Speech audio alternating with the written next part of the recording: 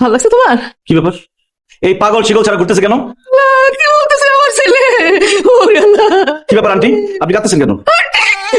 আমার ছেলে আমার আন্টি ডাকে রে। কি আপনি সাইলেন্ট মোডে কাঁদুন? বাবা সাইলেন্ট করে কানতে পারতেছি না রে বাপ। আরে সাউন্ড করতেছেন কেন? দূর কার কি বুঝাই? এই সিস্টার এখানে বসে আছো, আন্টিকে থামতে বলো। পাগলে ধরো না কেন? এখানে সিস্টার কে? তুমি আমাদের না চিনলে কি হবে? সিস্টারে চিনছে, সিস্টারে চিনছে। চাচি কি যে বলেন, আমি ওর সিস্টার হতে যাবো কেন? এই সিস্টার সেই সিস্টার না, মনে হয় হসপিটালের নার্সের কথা বল।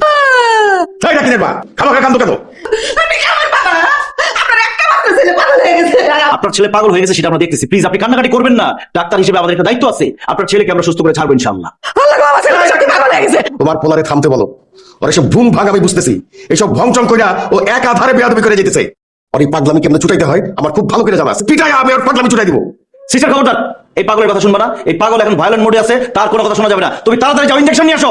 এই তুই যাবি না, তোরে আমি পিটাবো। এই পাগল তোর কামড় দেবো। সিনেমার মধ্যে দেখেন না, কেউ যখন পাগল হয়ে যায় তখন সে সবাইকে কামড়াইতে চায়, তারপর ট্রাফিক পুলিশের মতো সেজে গাড়ি টাড়ি থামায়, জামা কাপড় পরে সবার সামনে নাচানাচি করে।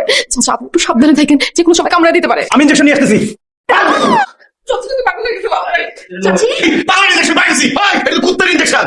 আরে গত বছর যে আমার কুত্তা কামড় দিছিল সেই 14টা ইনজেকশনের একটা। এটা পাশার মধ্যে দিলে বুঝা দেবো কুত্তার ইনজেকশন না পাগলের ইনজেকশন। এই খবরদার, আমার কাছে লাঠি দেখছস? লাঠি দিয়ে পাইয়ে তোর পাগলামি ছুটাই দিব। হাতে বলে লাঠি, হাতে কিছুই নাই। কে পাগল